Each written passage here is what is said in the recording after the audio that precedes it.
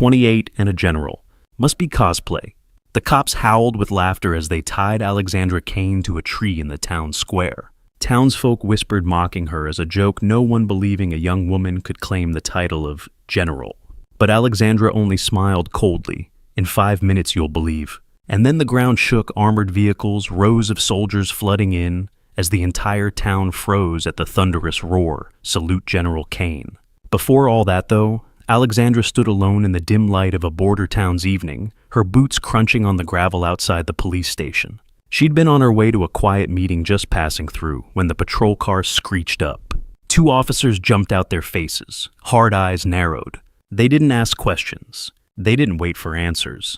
They saw her plain field jacket, her unstyled hair, her bare face, and decided she didn't belong. "You're coming with us," one growled, grabbing her arm. She didn't resist. Her hands stayed steady even as the cuffs clicked tight. The older cop, his badge glinting under the streetlight, smirked as he shoved her into the car. "What's with the outfit, kid? You think you're in some war movie?" Alexandra didn't answer. She looked out the window, her gaze catching on a faded diner sign across the street, its neon flickering like a memory of her father's voice. "Hold your ground. Always." A street lamp flickered above the station, casting jagged shadows as Alexandra was led inside. The desk sergeant, a wiry man with a permanent scowl, tossed her bag onto the counter like it was trash. He rifled through it, pulling out a small worn notebook. "What's this, your diary?" He sneered, flipping it open. A photo slipped out, an old Polaroid of Alexandra, barely a teenager, standing beside a man in a general's uniform, his hand on her shoulder. The sergeant snorted, tossing the photo aside. "Nice prop. You borrow that from a costume shop." The other cops chuckled, one mimicking a salute. Alexandra's eyes flicked to the photo, her fingers twitching in the cuffs, but her face stayed still like a lake before a storm. The sergeant leaned closer, his breath sour. "You're not fooling anyone, sweetheart. This ain't Hollywood." She didn't blink, her gaze sliding past him, fixed on the wall, where a clock ticked too loudly. Inside the station, the air smelled of stale coffee and cigarette smoke. The cops pushed her into a chair, her bag hitting the floor with a thud. A younger officer, his uniform crisp but his sneer lazy, leaned over the desk. "So, what's your deal? You lost or something?" He flipped through her papers, tossing them aside like junk mail. Alexandra sat straight, her hands cuffed behind her, her eyes locked on a crack in the wall. She didn't flinch when the older cop, his gut straining against his belt, laughed. "A general? Ha! 28 and a general. Must be cosplay." The room erupted, the other officers joining in their voices, bouncing off the concrete walls. A woman in a clerk's uniform poked her head in, chuckling. She's probably one of those kids who watches too many war movies. Alexandra's fingers curled slightly, but her face stayed calm, her breath even. She didn't need to speak. Not yet. The clerk lingered, her nails tapping the counter, her eyes scanning Alexandra like she was a puzzle that didn't fit. "You know," she said, her voice syrupy with fake concern, "you shouldn't play games like this. People might think you're crazy." She pulled out Alexandra's military ID, holding it up to the light like it was a fake dollar bill. The older cop grabbed it, squinting. "Look at this, General Alexandra Kane." What a joke. He tossed it to the younger officer, who caught it and laughed. "Bet she printed this at the library." Alexandra's lips parted just enough to speak. "You've just made a very big mistake," she said, her voice low, steady, like a blade sliding from its sheath. The room went quiet for a split second. Then the younger cop snorted. "Listen to her. The kid's threatening us now." Alexandra closed her eyes, her shoulders still weighting as if she could hear something they couldn't. The townsfolk outside the station were no better. Word had spread fast in this small place, and a crowd gathered, curious and cruel. A man in a trucker hat spat on the ground as Alexandra was led out, her wrists still bound. "Delusional girl," he muttered loud enough for her to hear. A woman nearby, her purse clutched tight, whispered to her friend, "She looks homeless. Why is she pretending to be important?" Alexandra's eyes flicked toward them for a moment, sharp as a blade before settling back on the horizon. The cops didn't notice. They were too busy laughing, one of them clapping her shoulder like she was a kid playing dress-up. "Come on, General," he mocked, dragging out the word. "Tell us about your big army." She didn't respond. Her silence was heavy like the air before a storm. "Hey, if this story's hitting you, take a second to grab your phone. Hit that button drop, a comment below. Maybe share a moment when someone underestimated you. And subscribe to the channel. It means the world to keep telling stories like this. All right, back to Alexandra. The cops decided to make a show of it. They didn't just want her gone, they wanted her humiliated. The older one, his face red from laughing, grabbed a rope from the back of a patrol car. "Let's give the town something to talk about," he said, his voice thick with smugness. They marched her to the town square, where a gnarled oak stood, its branches heavy in the dusk. The crowd followed, growing louder, their whispers turning to jeers. A woman in a bright red coat, her lipstick smeared, pointed and laughed. "She's the same age as my daughter, and she thinks she's a general." The younger cop tied the rope around Alexandra's wrists, then looped it around the tree, pulling it tight.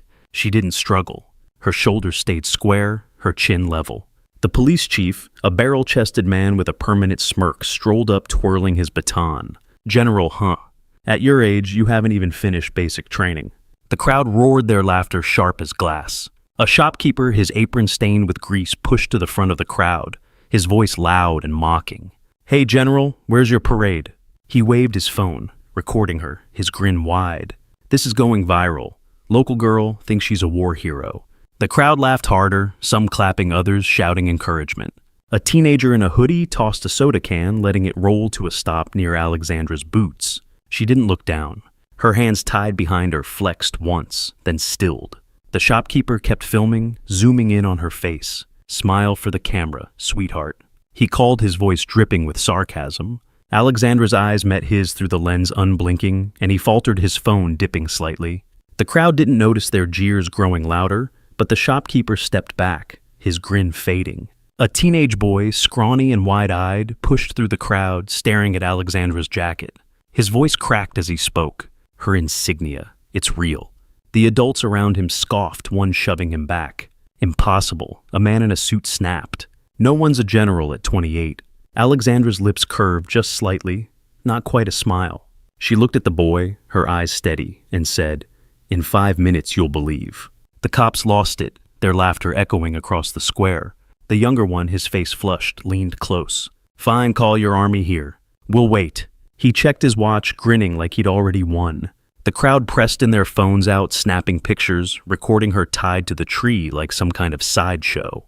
Alexandra closed her eyes, her breath slow, her hands still. The square buzzed with anticipation, but a new voice cut through a librarian, her glasses perched on her nose, her tone sharp with superiority. "This is what happens when kids read too many books about heroes," she said, folding her arms. "She's living in a fantasy." The crowd nodded, some chuckling, others murmuring agreement. The librarian stepped closer, her eyes scanning Alexandra's plain jacket. "You should have stayed in school, not out here playing soldier." Alexandra's gaze flicked to her just for a moment, and the librarian froze, her words catching in her throat. The younger cop laughed, breaking the tension. "What's next, General? Gonna call in a tank?" Alexandra's voice was soft, almost a whisper. "You'll see soon enough." The crowd jeered louder, but a few faces faltered, their laughter thinning, like they sensed something shifting. Minutes ticked by.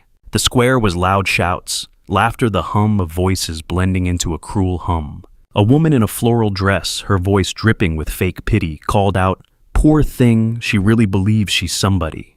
The chief tapped his baton against the tree, each thud deliberate.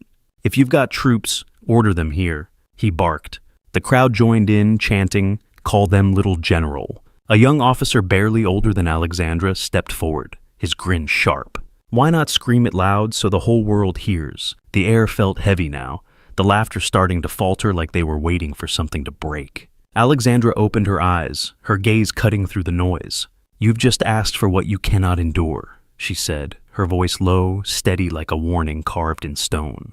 The chief froze his baton mid-air, but then he laughed harder than before, trying to shake off the chill her words left behind. A gust of wind swept through the square, rustling the leaves of the oak. A delivery driver, his cap pulled low, leaned against his van shouting, "Hey, General, where's your helicopter? Gonna fly in your troops." The crowd erupted again, some clapping, others mimicking helicopter sounds. He tossed an empty coffee cup toward the tree, letting it bounce off the trunk. Alexandra's eyes followed the cup as it rolled away, her face still, but her fingers tightened against the ropes. The driver kept going, egged on by the crowd.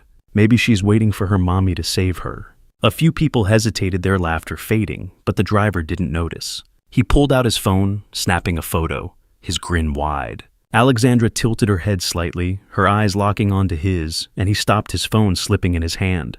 The square grew quieter, the wind carrying a faint hum from the distance. Then it came a low rumble, like thunder rolling in from the distance. Heads turned confused. The ground trembled underfoot, and the crowd's laughter died in their throats. The sound grew louder, sharper, the roar of engines, the heavy tread of boots. Armored vehicles rolled into view, their lights cutting through the dusk. Rows of soldiers, their uniforms crisp, their faces hard, marched into the square, their steps perfectly synced. The crowd parted, stumbling back their phones, dropping to their sides. The chief's cigarette fell from his lips, smoldering on the ground. Alexandra, still tied, opened her eyes. They blazed not with anger, but with something fiercer certainty. The soldiers stopped forming ranks, their rifles glinting under the streetlights. The square was silent now, the air thick with fear. A woman in the crowd, her scarf slipping from her shoulders, clutched her daughter's hand, whispering, "This can't be real." Her voice trembled, her earlier confidence gone. She'd been one of the loudest laughing, as Alexandra was tied up, but now her face was pale, her eyes darting to the soldiers. The daughter, no older than 10, stared at Alexandra, her mouth open. Alexandra's gaze softened for a split second, meeting the girl's eyes before returning to the horizon. The woman pulled her daughter closer, stepping back, her scarf falling to the ground unnoticed. The soldiers' boots echoed a steady rhythm that drowned out the last of the crowd's murmurs. The woman's laughter, so bold before, was now a memory she wished she could erase. A policeman, his voice shaking, screamed, "Untie her!" Now, he fumbled with the rope, his hands trembling so badly he could barely grip it. Another cop, the younger one, backed away, his face pale. "No, it can't be." The chief muttered, his smirk gone, his eyes wide. The crowd was frozen, some stepping back, others staring at the ground, their earlier jeers now a bitter memory. Alexandra murmured so soft it was almost lost in the wind, "Right on time." Her voice carried no triumph, just a quiet truth, like she'd known this moment was coming all along. The soldiers stood motionless, waiting their presence, filling the square like a tide. An older man, his jacket patched at the elbows, stood at the edge of the crowd, his hands shaking as he clutched a thermos. He'd been silent until now, but his voice broke through, quivering. "I told them to stop," he said almost to himself. "I said she didn't look like a liar." No one listened. The crowd's attention was on the soldiers, but the man kept talking, his words spilling out. "Her eyes, I've seen eyes like that before. My brother was in the war." He stepped forward, then stopped his thermos, slipping from his hands, coffee spilling onto the pavement. Alexandra's gaze flicked toward him just for a moment, and he nodded like he'd been acknowledged by something greater. The soldiers' ranks tightened their presence, swallowing the square whole. A jeep screeched to a stop in front of the tree. A senior officer, his uniform heavy with medals, stepped out. He was older, his face weathered, but his salute was sharp, precise. "Reporting the entire army awaits your command, General Kane," he said, his voice cutting through the silence. The thousands of soldiers snapped to attention, their salutes echoing like a single clap of thunder. The townsfolk didn't move, didn't breathe. The chief's knees buckled, his baton clattering to the ground. Alexandra's gaze swept over the crowd, slow, deliberate, before she spoke. "Arrest them all," she said, her voice calm but final, like a door closing. The soldiers moved instantly, their boots heavy on the pavement, their hands swift as they surrounded the cops. The corrupt officers didn't fight. Their weapons hit the ground, metal clanging against stone. The younger cop, the one who'd mocked her loudest, tried to speak, his voice a stammer. "We didn't know, please." The chief was worse, collapsing to his knees, his hands raised. "Forgive us, we didn't know," he whispered, his face gray. The crowd was silent now, their heads bowed, their earlier laughter replaced by shame. The woman in the red coat clutched her purse tighter, her eyes fixed on the ground. The man in the suit who'd dismissed the boy's warning backed away, disappearing into the crowd. Alexandra stood still, her face unreadable, her presence towering even as she stayed tied to the tree. A news van pulled up at the edge of the square, its crew scrambling out, cameras rolling. A reporter, her hair perfect despite the chaos, tried to push through, her microphone raised. "General Kane, a statement," she shouted, her voice sharp with desperation. The soldiers blocked her, their faces stone, and she stumbled back, her heels catching on the pavement. The crowd watched, some whispering her name, now the word general heavy on their tongues. Alexandra didn't acknowledge the reporter. She tilted her head slightly, her eyes catching the glint of a streetlight, and the reporter froze her microphone, lowering. The soldiers' movements were precise, their hands steady as they secured the cops, the scene unfolding like a machine clicking into place. An officer, young but steady, approached with a knife. He cut the ropes, careful not to meet her eyes. The cords fell to the ground, and Alexandra stepped forward, rubbing her wrists. The officer handed her a sword, its blade catching the light. She took it, her movements slow, deliberate, like she was claiming something she'd never lost. She raised her hand and the army roared back their voices, shaking the square, the sound rolling out across the town. The crowd flinched, some stepping back, others frozen, their faces pale. Alexandra turned to the townsfolk, her eyes steady, her voice clear. Remember, it is not age that makes a general, but the army behind her. The soldiers' cry rose again louder, drowning out every whisper, every jeer, every doubt. The square grew still as the soldiers worked their efficiency, chilling. A mother in the crowd, her toddler clinging to her leg, whispered to her friend, "I laughed at her. I shouldn't have." Her voice broke and she pressed a hand to her mouth, tears welling. The toddler looked up, confused, tugging at her sleeve. Alexandra's gaze passed over them. Not lingering, but the mother flinched, stepping back into the shadows. The soldiers didn't pause, their hands quick as they loaded the cops into a vehicle. The mother's friend touched her arm, whispering, "It's okay," but the words felt hollow, lost in the weight of the moment.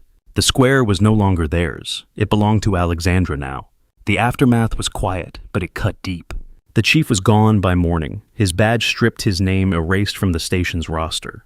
The younger cop, the one with the lazy sneer, was fired too, his face plastered across local news sites, his mockery now a public humiliation. The woman in the red coat who'd laughed so loudly lost her sponsorship with a local boutique, her face too recognizable, her words too cruel. The man in the suit who'd scoffed at the boy found his business partners pulling away their emails, short their calls unanswered. The town didn't forget. The square, once loud with laughter, stayed quiet for weeks. The oak tree a silent reminder of what happened when you judge too quickly. The shopkeeper who'd filmed Alexandra stood outside his store the next day. His phone silent, his video deleted. Customers passed by their eyes, avoiding his, their whispers sharp. He'd posted the clip online thinking it'd make him famous, but the comments turned on him, calling out his cruelty. His hands shook as he locked the shop early, his apron still stained. Across town, the librarian sat at her desk, her glasses fogged with tears. She'd been so sure, so smug, but now her colleagues avoided her, their conversation stopping when she walked by. She picked up the Polaroid that had fallen from Alexandra's notebook left behind in the station and stared at it, her fingers tracing the edge. It wasn't a prop. It was real. Alexandra didn't stay to watch it unfold. She walked away that night, her boots steady on the pavement, her sword sheathed at her side. The soldiers followed their vehicles, rumbling out of town, their lights fading into the dark. She didn't look back. Didn't need to. Her silence said everything. Her steps, her posture, the way she adjusted her jacket as she climbed into the Jeep. The townsfolk watched her go, some with shame, others with awe, but all with the weight of their mistake. The boy who'd spoken up, the one who'd seen her insignia, stood at the edge of the square, his hands in his pockets, his eyes bright. He'd known, and now so did everyone else. Years before, Alexandra had stood in a different kind of square, a training field, her father's voice sharp in her ears. "You don't need to shout to be heard," he'd said, his hands steady as he adjusted her uniform. She'd been 16, her hair pulled back, her boots too big. The other recruits had whispered then too, their eyes on her last name, their voices low with doubt. She'd ignored them, her focus on the drills, the orders, the weight of her family's legacy. Now in the border town, that same weight carried her forward, her father's words echoing in the way she held her head, the way she didn't flinch. The station was a mess the next day. Papers scattered, phones ringing unanswered. The clerk who'd laughed at Alexandra quit quietly, her resignation letter, short, her face unseen in town. After that, the crowd from the square didn't talk about it. Not out loud, but the story spread. Posts appeared online, grainy videos of the soldiers' arrival, of Alexandra's calm voice cutting through the chaos. Comments piled up, some angry, some apologetic, all stunned. How did we not see it? One read, "She was right there, and we missed it." The boy's words, her insignia, "It's real," became a hashtag, a quiet rebellion against the town's shame. The delivery driver, his cap now crumpled in his hands, stood outside the diner, his van impounded for unpaid tickets he couldn't explain away. He'd laughed the loudest. Thrown the coffee cup, but now his boss wouldn't look at him, his roots reassigned. He kicked at the gravel muttering, "I didn't know," but the words felt empty like the cup he'd tossed. The diner's neon sign flickered above him, the same one Alexandra had seen, and he stared at it, his face tight like he was searching for something he'd lost. The town moved on, but he didn't his mockery now, a weight he carried alone. Alexandra's name started to surface elsewhere. A news anchor mentioned it in passing, her tone careful. A local politician caught in the crowd that night issued a public apology, his voice shaky on the evening broadcast. The military issued no statement, but their silence was loud, their presence in the town enough to shift the air. People began to whisper her name differently now, not with mockery, but with respect, with questions. Who was she? How had she risen so far so young? The answers came slowly in pieces, a leaked document, a retired officer's interview, a photo of her shaking hands with a foreign leader, her face calm, her jacket plain. The husband arrived later, though no one called him that at first. He stepped out of a black SUV, his suit sharp, but understated, his face unreadable. The square was empty now, the soldiers gone, but a few stragglers lingered, their eyes wide as he walked toward the station. He didn't speak much, didn't need to. The chief, already on his knees in the aftermath, looked up and froze. The woman in the floral dress who'd mocked Alexandra's youth turned away, her hands shaking. The man in the suit, the one who'd dismissed the boy, stammered an excuse and left his car peeling out of the lot. The husband's presence was enough of his quiet authority, the way his eyes scanned the scene, the way the air shifted when he moved. He nodded to Alexandra, a small gesture, and she returned it, her face softening for the first time that night. The mother with the toddler stood outside her house that night, her daughter asleep upstairs. She stared at the oak tree in the distance, its silhouette stark against the sky. She had laughed, clapped, joined the crowd, but now her hands trembled as she clutched a cup of tea, the steam rising into the cold. Her friend had called, asking if she'd seen the news, but she couldn't answer. The toddler's drawing, a crayon sketch of a woman in a jacket, lay on the table, and she touched it, her fingers shaking. She'd been wrong, and the weight of it settled in her chest heavy as the soldier's boots had been. The town slept, but she didn't, her eyes fixed on the tree. The consequences weren't loud, but they were real. The chief's firing was official by noon, the paperwork stamped his career over. The younger cop's face, once smug, was now a meme, his words twisted into a warning: don't underestimate what you don't understand. The woman in the red coat deleted her social media, but screenshots of her laughter lived on, shared in group chats, posted on forums. The man in the suit lost a contract, his name dropped from a charity board, his absence noted at the next town meeting. The town itself changed its gossip, quieter, its judgment softer. People looked twice now, wondering who they might be dismissing, who they might be wrong about. The reporter from the news van sat in her hotel room, her laptop open, her story unwritten. She'd seen Alexandra's face, felt the weight of her gaze, and now her fingers hovered over the keyboard, unsure. She'd wanted to scoop a soundbite, but what she'd witnessed was bigger, heavier. She typed a single line. General Kane stood silent, and the town learned to listen, then deleted it, her hands shaking. The footage played on her screen, the soldier's salute, Alexandra's steady steps, and she closed the laptop, her reflection staring back. She'd been part of the crowd too in her own way, and now she didn't know how to tell the story. Alexandra didn't return. Her jeep rolled out of town, the soldiers behind her, their engines a low hum in the night. The square stayed empty, the oak tree standing alone, its bark scarred where the ropes had been. The boy who'd spoken up kept her insignia in his mind, sketching it later, his pencil careful, his hands steady. He didn't talk about it, but he didn't need to. The town knew. They'd seen her tied to a tree, mocked and dismissed, and they'd seen what came after. Her youth hadn't been a lie. It had been a weapon, one they'd underestimated until it was too late. The story lingered not just in the town, but beyond. It spread in quiet ways, in conversations over coffee, in posts shared late at night. People who'd never met Alexandra felt her story, felt the sting of being judged, the weight of being unseen. They saw her in their own lives, the moments they'd been dismissed, the times they'd held their ground. Her silence, her steady gaze, her single sentence that stopped a room, it stayed with them. It wasn't about revenge. It was about truth, about standing tall when the world tried to push you down. And for those who'd been there, who'd laughed or jeered or turned away, the memory was heavier. They saw her face in their dreams, her eyes sharp, her voice calm. They saw the soldiers, the jeeps, the swords. They saw the moment the ground shook, and they knew they'd been wrong. Not just about her, but about everything about who matters, about what strength looks like, about what it means to carry a name. You've been there, haven't you? Looked down on, counted out, told you don't belong. Alexandra stood anyway. You can too. You're not alone in this. Her story is yours in a way. Hold it close. Keep walking. Where are you watching from? Leave a comment below and hit follow to walk with me through heartbreak, betrayal, and finally healing.